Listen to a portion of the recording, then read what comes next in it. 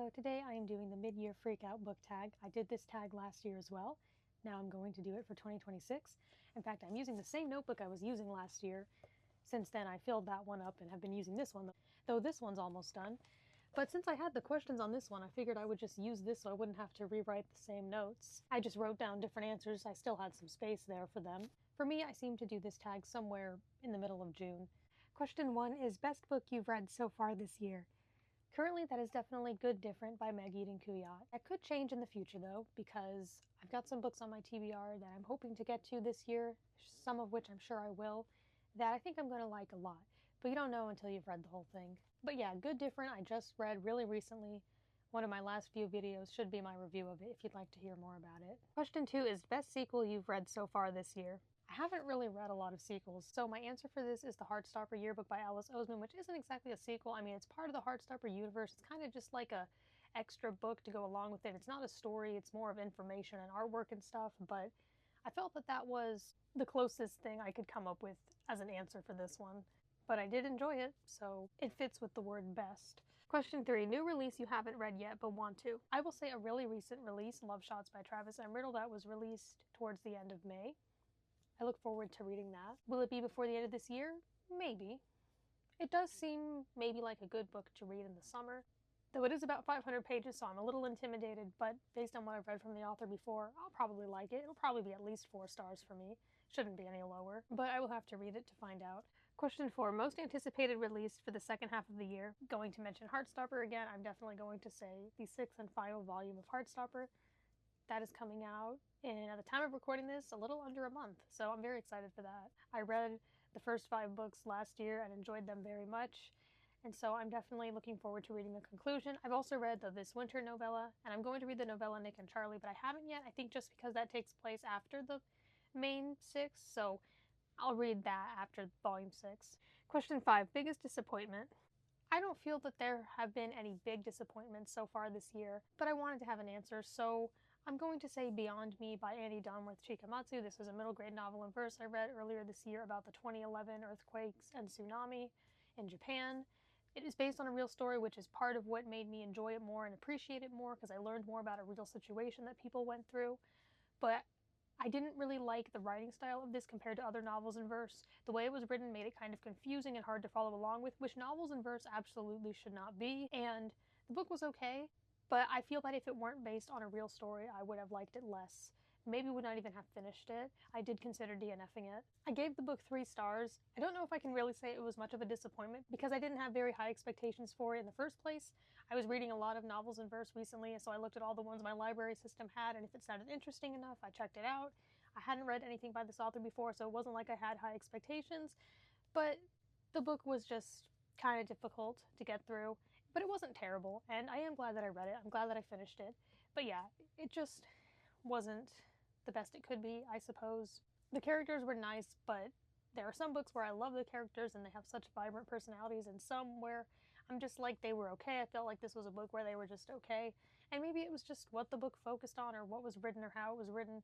Something. I'm not exactly sure what my issues were with this book. I just didn't love it. And sometimes that can just be when it comes to what happens or what the author chooses to focus on. It just wasn't amazing, but I still think it is an impactful book. I still think it's powerful. I just didn't absolutely love it. Question 6 is biggest surprise. I think for this I will say Melissa by Alex Gino. I wasn't sure how I would feel about this book, but I ended up enjoying it quite a bit. Question 7, favorite new author, debut or new to you? I'm going to mention a new to me author, and that is Maggie and Kuyat. I read her book, The Girl on the Walls, and then I read Good Different, both of which I loved, and they've been some of the best books I've read so far this year. And then there is a sequel to Good Different called Perfect Enough that is coming out this month that I look forward to reading. I believe those are all her books that she's published so far. But she is definitely an author that I'm interested in, and I really appreciate a lot of things about her work, and I'm following her and keeping up with what she's releasing in the future, and so far I'm interested in reading everything she's written.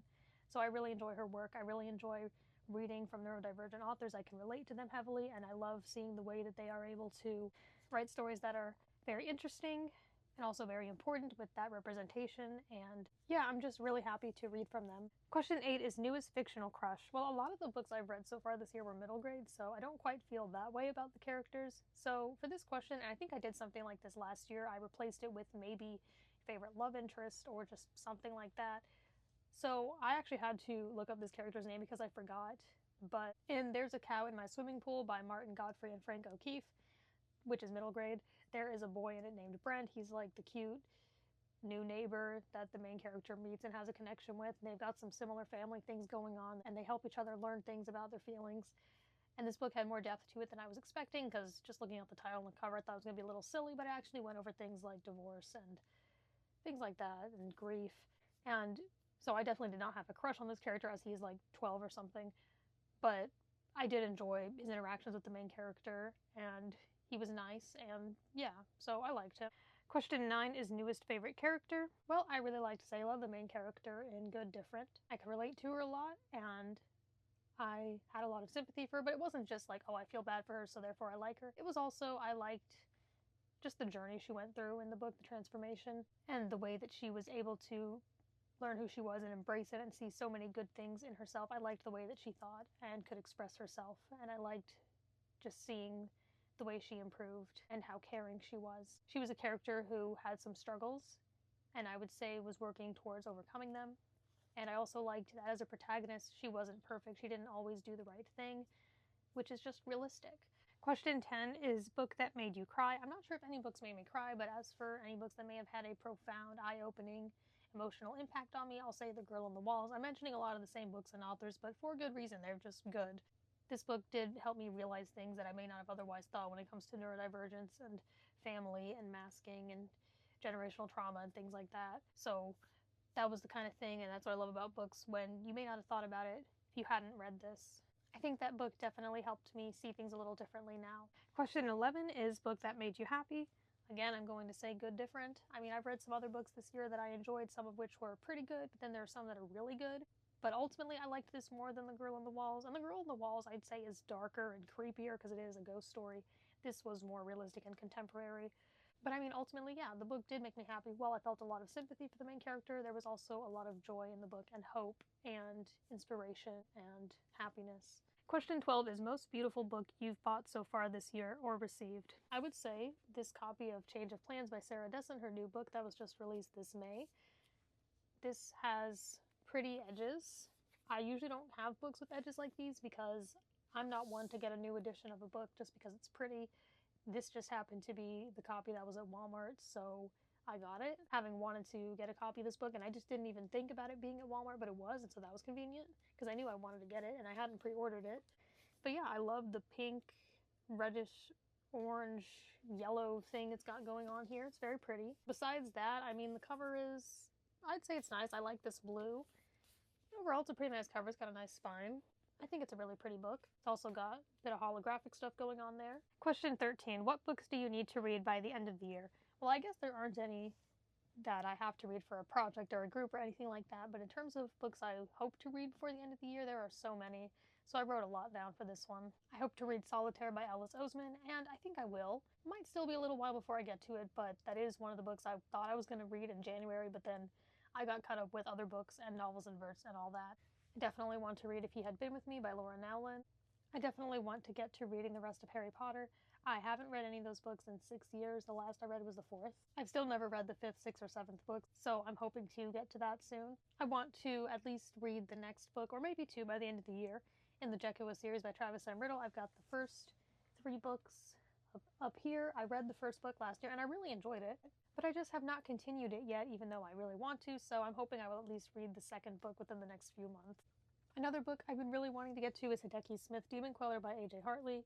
So hopefully I read that before the end of the year, especially because this is going to be at least a trilogy. I don't know if it's going to have more than 3 books, but I know there's a second book out already. The author's been working on a third, so it'll be good to have that out of the way by the time the next one comes out. And also, this is just one of my favorite authors, so I really want to read it because I see him post stuff about it.